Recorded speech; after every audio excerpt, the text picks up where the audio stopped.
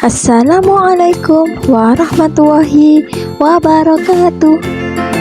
Apa kabar anak-anak ibu guru kelas 2 MI yang solih dan solihah? Semoga sehat walafiat ya.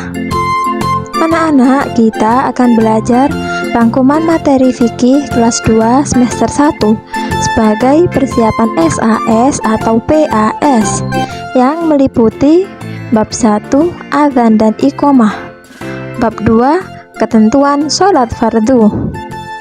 Anak-anak, perhatikan dan amati sampai akhir video ya, supaya anak-anak paham dan mengerti. Untuk rangkuman materi pelajaran lainnya dan latihan soal kelas 2 MI semester 1, bisa cek link di deskripsi ya. Sebelum mulai belajar, anak-anak duduk dengan baik dan awali dengan berdoa kepada Allah agar bisa belajar dengan baik. Rangkuman materi bab 1, adzan dan iqomah. Adzan adalah panggilan untuk menunaikan sholat. Adzan juga sebagai tanda bahwa waktu sholat telah tiba. Orang yang mengumandangkan adzan disebut muadzin. Orang yang mendengarkan adzan disebut mustami'. Ingat-ingat ya anak-anak. Orang yang mendengar adzan harus menghentikan kegiatannya sementara waktu. Muadzin dan mustami' disunahkan berdoa setelah adzan selesai dikumandangkan. Syarat menjadi muadzin antara lain: 1. Beragama Islam, 2. Mumayyiz atau sudah dapat membedakan baik dan buruk, 3. Laki-laki. Perempuan boleh adzan khusus jamaah perempuan dan tidak menggunakan pengeras suara. Sunnah menjadi muadzin antara lain: 1. Suci dari hadas dan najis, 2. Berdiri menghadap kiblat, 3. Mengumandangkan adzan dengan suara yang nyaring, dan yang keempat, membaca sholawat dan doa setelah selesai adzan. Iqomah. Iqomah adalah seruan bahwa sholat berjamaah segera dilaksanakan. Anak-anak, setelah iqomah dikumandangkan, jamaah segera berdiri, mengambil barisan dan meluruskan shofnya. Membaca iqomah hukumnya sunnah. Rangkuman materi bab 2, ketentuan sholat fardu. Sholat fardu merupakan ibadah yang hukumnya wajib. Sholat yaitu ibadah yang diawali dengan takbiratul ihram dan diakhiri dengan salam.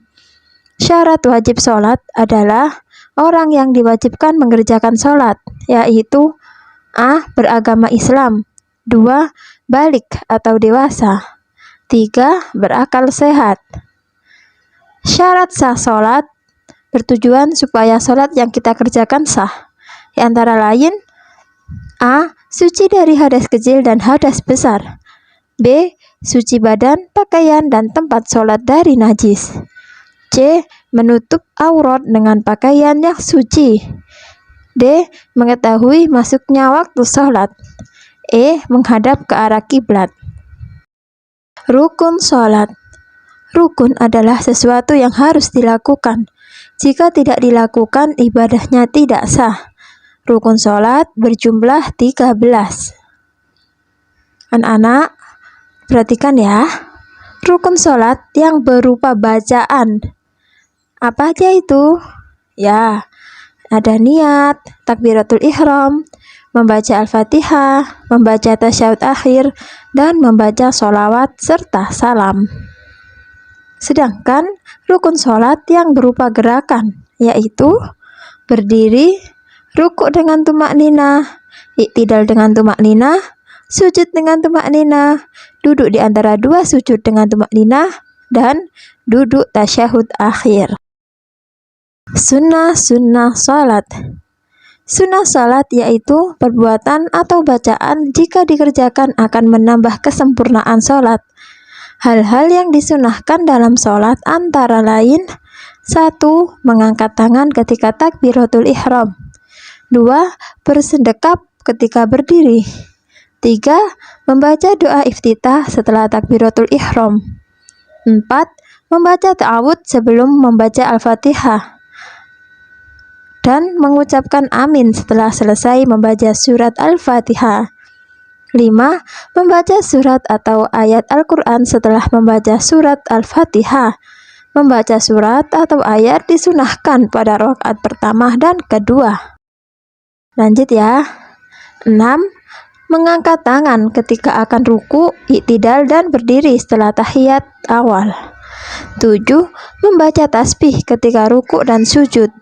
8. Membaca doa kunut dalam sholat subuh setelah i'tidal. 9. Duduk iftiroshi ketika duduk di antara dua sujud dan duduk tahiyatul awal. 10. Duduk tawaruk ketika tasyahud akhir. Dan yang ke-11, membaca salam yang kedua sambil menoleh ke kiri. Hal-hal yang membatalkan sholat. 1. Tidak mengerjakan salah satu rukun sholat. 2. Berbicara selain bacaan sholat dengan sengaja. 3. Banyak bergerak selain gerakan sholat dengan berturut-turut. 4. Hadas kecil atau besar. 5. Terkena najis. 6. Terbuka auratnya dengan sengaja. 7. Makan atau minum meskipun sedikit. 8. Niat keluar dari sholat atau membatalkan sholat. 9. Membelakangi kiblat atau tidak menghadap kiblat. Dan yang ke-10, tertawa berlebihan. Alhamdulillah anak-anak, kita sudah selesai belajar bersama-sama.